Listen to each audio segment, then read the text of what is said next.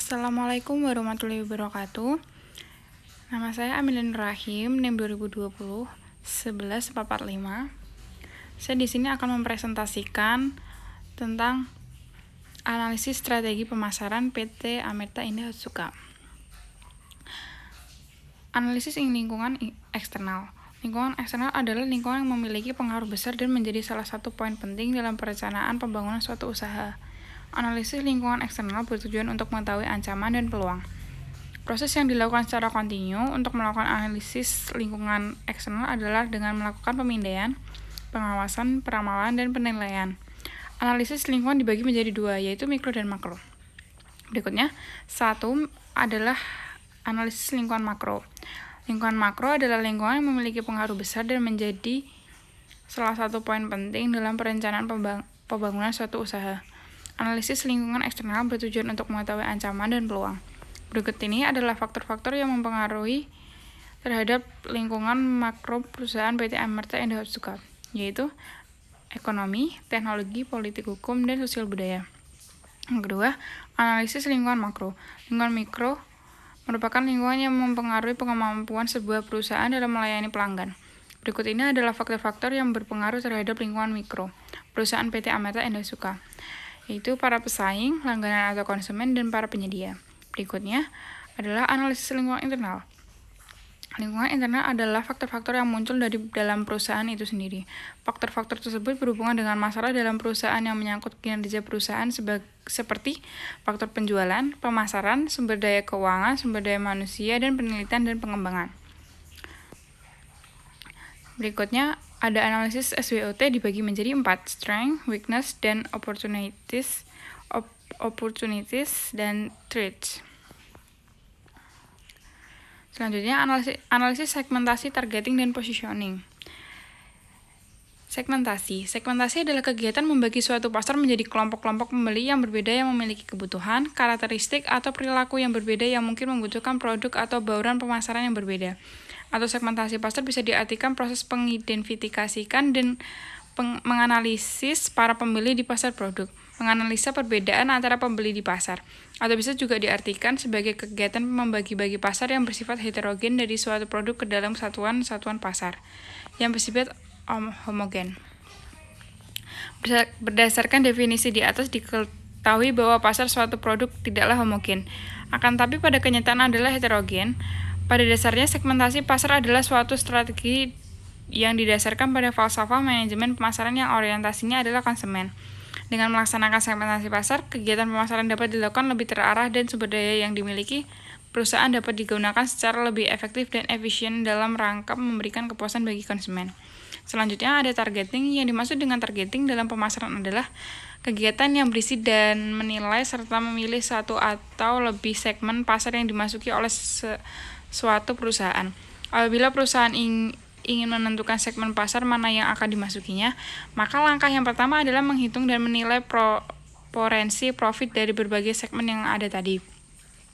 Maka dalam hal ini pemasar harus mengerti betul tentang teknik-teknik dalam mengukur potensi pasar dan meramalkan permintaan pada masa yang akan datang. Teknik-teknik yang dipergunakan ini sangat bermanfaat dalam memilih pasar sasaran sehingga pemasar dapat menghindarkan kesalahan-kesalahan yang akan terjadi. Target pasar yang dituju oleh Pocariso terbagi menjadi 2 segmen, yaitu yang satu, kalangan usia 18-35 tahun dengan aktivitas yang dinamis dan memiliki kepedulian akan kesehatan dan penampilan. Ini terlihat dari komunikasi pemasaran yang menampilkan talent yang masih berusia muda dan berprestasi di bidang olahraga entertainment. Selanjutnya, keluarga, khususnya membidik keluarga dari pasangan muda yang cenderung terbuka dengan berbagai produk kesehatan di luar herbal. Ini terlihat dari kemasan produk family, ukuran 1 liter dan 2 liter. Dalam komunikasi pemasarannya, pasar dididik untuk menyadari bahwa dalam aktivitas sehari-hari, mengkonsumsi air putih saja tidaklah cukup. Selanjutnya adalah positioning. Pentingnya positioning dalam manajemen pemasaran ini, karena positioning sendiri dapat mempermudah proses pemahaman konsumen dengan berbagai informasi. Persaingannya yang lebih bagus dan dapat menjadi dasar pengembangan penyampaian pesan komersial dalam promosi atau advertising. Selanjutnya, analisis strategi produk. PT Amerta Indah Otsuka saat ini sudah mengeluarkan 6 varian kemasan produk Pocariso di Indonesia. mulai dari kemasan sachet, kaleng, dan botol. Untuk varian botol terdapat 4 volume berbeda mulai dari 350 ml, 500 ml, 900 ml, dan 2 liter. Saat ini Pocari Sweat memiliki rasa yang ringan, minuman manis, berkarbonisasi, bahkan memiliki rasa jeruk yang ringan. Komposisi yang terkandung dalam Pocari Sweat adalah air, gula, natrium klorida, asam sitrat, natrium sitrat, kalium klorida, kalsium laktat, magnesium karbonat, dan perisa. 3 bahan baku pertama memang dapat dilakukan bahan baku dasar untuk membuat minuman elektrolit. Otsuka Pharmaceutical juga sebenarnya telah melakukan diverifikasi produk dengan mengeluarkan produk dengan nama Pocari Sweat Ion Water. Yang membedakan produk ini dengan produk regular Pocari Sweat hanya terletak di kandungan kalori, di mana Ion Water mengandungan kalori lebih rendah dibandingkan dengan Pocari Sweat. Sasaran produk ini adalah untuk konsumen yang sedang menjalani program penurunan berat badan. Sedangkan di Jepang sendiri, produk Pocari Sweat memiliki varian volume yang sangat bervariasi, mulai dari saset hingga produk 15 liter yang tersedia di dalam jug. Selain jug, di Indonesia sendiri juga tidak menjual produk Pocari Sweat di dalam botol olahraga. Di dalam paper ini, kita akan membahas produk yang memungkinkan Pocari Sweat untuk dikeluarkan ke pasar dengan menganalisa marketing mix atau bauran pemasaran. Apa saja yang berlaku dan perhitungan kasar untuk dana pemasaran yang akan dikeluarkan terhadap produk baru tersebut. Contoh produk Pocari Sweat bisa kita lihat. Selanjutnya, analisis strategi harga. Selain itu, dari sisi harga, pesaing yang ada kebanyakan menyerbu pasar minuman isotonik dengan harga relatif lebih murah dibanding Pocari Sweat. Kompetisi di segmen menengah bawah ini untuk saat ini belum dirambah sepenuhnya oleh Pocari Sweat. Hal tersebut terkait dengan keputusan strategi yang diambil oleh manajemen bahwa Pocari Sweat tidak bersaing dari segi harga, namun dari segi nilai dan manfaat produk. Akan tetapi, dalam rangka untuk tetap mengimbangi minuman isotonik merek lain yang harganya lebih murah, Pocari Sweat ukuran botol telah diluncurkan ke pasar dan perkirakan produksinya akan bertambah. Perusahaan menetapkan suatu harga dengan melakukan pendekatan penetapan harga secara umum yang meliputi satu atau lebih di antara 3 perangkat pertimbangan berikut ini, yakni cost-based pricing atau penetapan harga berdasarkan biaya, value-based pricing atau penetapan harga berdasarkan nilai. Metode ini menggunakan satu persepsi nilai dari pembeli, bukan dari biaya penjualan, untuk menetapkan suatu harga. Yang 3, kompetisi based pricing, penetapan harga berdasarkan persaingan. Yang 4, going rate pricing, penetapan harga berdasarkan harga yang berlaku. Perusahaan mendasarkan harga pada harga pesaing dan kurang memperhatikan biaya dan permintaannya. Perusahaan dapat mengenakan harga yang sama, lebih tinggi atau lebih rendah dan pesaing utamanya. Scale bid pricing, atau penetapan harga penawaran tertutup. Perusahaan menetapkan pesaing dan bukan berdasarkan hubungan yang kaku atas biaya atau permintaan perusahaan. Selanjutnya ada analisis strategi promosi. Agar produk baru ini cepat mendapatkan perhatian dari para konsumen, maka strategi pemilihan media harus diperkirakan matang-matang agar dana yang disediakan untuk mempromosikan produk ini digunakan seefisien mungkin dan mendapatkan hasil untung yang sama seperti produk terdahulu. Berikut strategi yang dapat dilakukan Pocari Sweat untuk memperkenalkan produk terbarunya. 1. Advertising. Di media tradisional, mengiklankan produk baru di media-media tradisional seperti televisi, radio, maupun media cetak harus dilakukan seperti Pocari Sweat untuk memperkenalkan produk Pocari Coco yang diluncurkan. Walaupun Pocari sudah menjadi market leader di bidang minuman isotonik ini, tetapi peran iklan tetap harus dibutuhkan karena adanya clutter produk-produk sejenis dan kompetitor yang sudah bertebaran di pasar. Melalui iklan ini, Pocari dapat memikat hati melalui ide-ide visual atau audio yang kreatif agar dapat menarik perhatian para konsumen. Seiring dengan hilangnya beberapa majalah olahraga di pasar media cetak, maka produk baru ini tidak akan menggunakan media cetak sebagai media publikasi. 2. Media digital. Tingginya pengguna internet di negara ini membuat para pemasar berfokus untuk memasarkan produk mereka lebih ke media digital. Hal tersebut seakan Memasarkan melalui media digital adalah hal yang wajib dilakukan pada saat ini ketimbang melalui tradisional. Melalui berbagai macam sosial media seperti Facebook, Twitter, YouTube, dan Instagram. Pocari Sweat dapat memperkenalkan produk-produk baru mereka atau melalui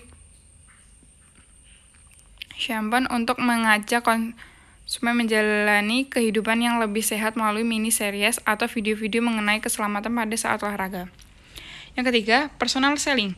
Menurut Kotler dan Keller, personal selling adalah interaksi tatap muka dengan satu atau lebih calon prospek untuk tujuan membuat presentasi, menjawab pertanyaan, dan pengadaan pemesanan.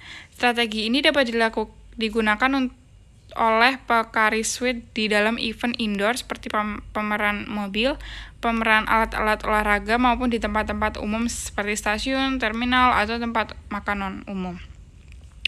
Keempat, public relation.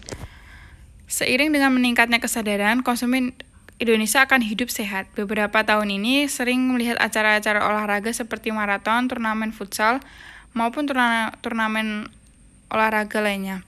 Pocari Sweat telah menjadi sponsor langganan untuk mendukung keberlangsungan acara-acara olahraga tersebut.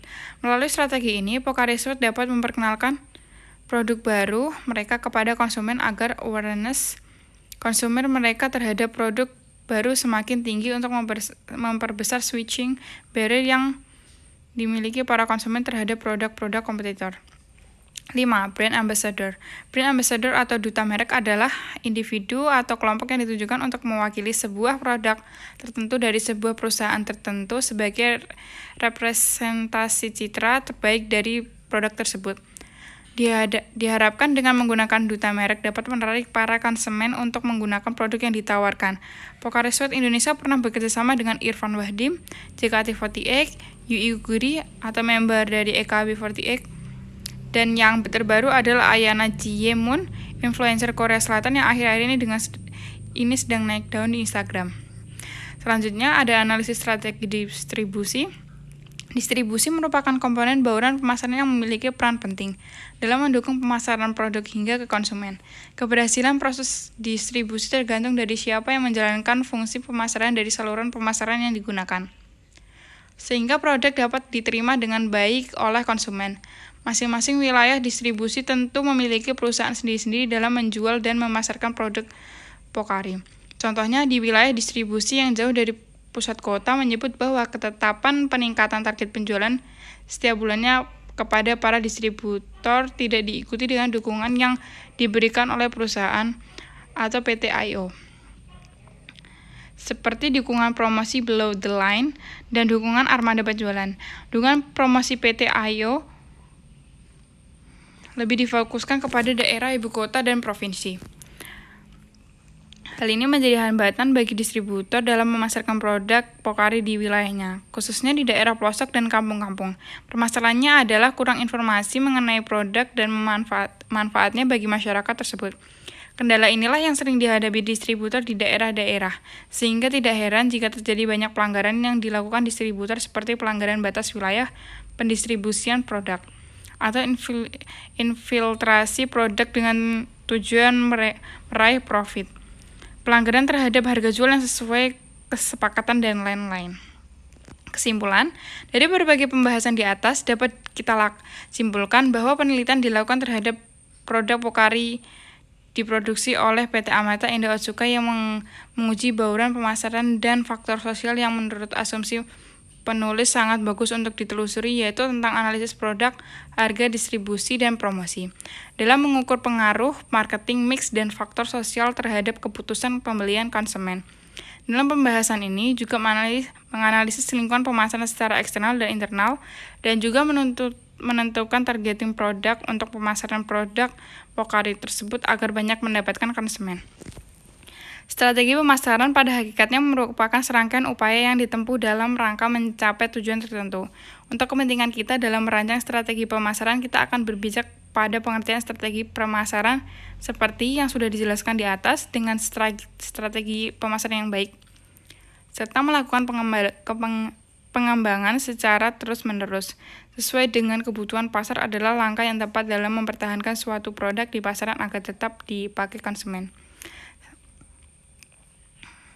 Sekian dari saya dan terima kasih. Maaf bila ada salah kata atau pengucapan. Assalamualaikum warahmatullahi wabarakatuh.